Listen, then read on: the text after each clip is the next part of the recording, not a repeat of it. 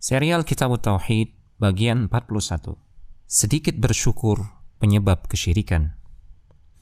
Allah Subhanahu wa taala berfirman dalam surat An-Naml ayat yang ke-62. Amma yujibul muttarra idza da'ahu wa yakshifu as-su' wa yaj'alukum khulafa'al ard a ilahum ma'allah qalilan ma tadhakkarun. Bukankah dia Allah Subhanahu wa taala yang telah memperkenankan doa orang yang berada dalam kesulitan apabila dia berdoa kepadanya, dan dialah yang menghilangkan kesusahan serta menjadikan engkau wahai manusia sebagai pemakmur di muka bumi ini? Apakah di samping Allah Subhanahu wa taala ada yang lain yang berhak untuk diibadahi? Sedikit sekali nikmat Allah Subhanahu wa taala yang kalian ingat.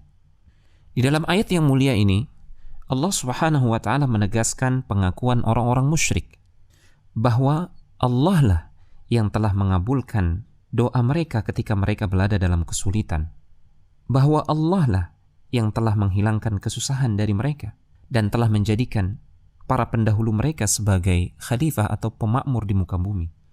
Atas pengakuan mereka tersebut, Allah lantas mempertanyakan kepada mereka, kenapa mereka justru beribadah kepada selain Allah?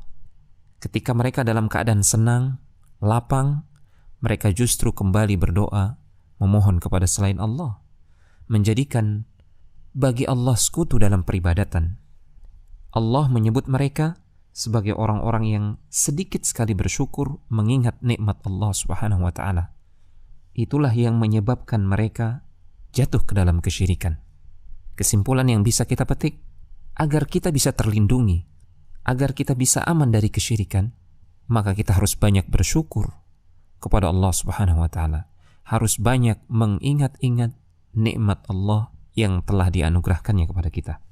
Beberapa faedah yang bisa dipetik dari ayat yang mulia ini adalah, pertama, bahwa beristighatsah atau memohon pertolongan di kala genting kepada selain Allah Subhanahu wa taala pada perkara-perkara yang tidak mungkin bisa diwujudkan kecuali oleh Allah semata, itu adalah perbuatan kesyirikan, perbuatan kebatilan yang dibantah dan diingkari oleh Al-Quran. Kedua, orang-orang musyrik mengakui tauhid rububiyah, bahwasanya Allah Subhanahu wa taala dialah yang mengabulkan doa, dialah yang menjadikan manusia berkuasa dan bisa memakmurkan bumi, dialah yang menghidupkan dan mematikan. Namun pengakuan tersebut belum cukup menjadikan orang-orang musyrikin masuk ke dalam Islam. Kenapa? Karena mereka tidak memurnikan ibadah hanya untuk Allah semata. Karena mereka tidak mentauhidkan Allah dalam uluhiyah. Ketiga, ayat ini adalah salah satu di antara sekian ayat yang menunjukkan metode Al-Quran dalam membantah orang-orang musyrikin.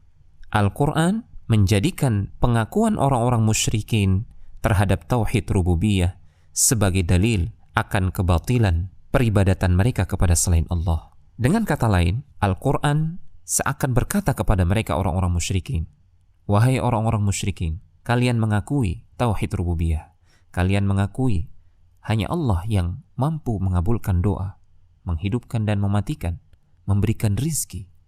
Namun kenapa kalian justru memberikan ibadah kalian kepada selain Allah? Kenapa justru kalian tidak memurnikan ibadah kalian hanya untuk Allah semata? Sungguh itu adalah kebatilan yang nyata. Keempat, ayat yang mulia ini memberikan pelajaran berharga kepada kita, bahwa sedikit bersyukur atau jarang mengingat-ingat nikmat Allah Subhanahu wa taala yang telah dianugerahkannya kepada kita, itu bisa menjadi sebab terjatuhnya kita ke dalam kesyirikan. Semoga Allah Subhanahu wa taala melindungi kita darinya. Telegram channel Kristal Iman.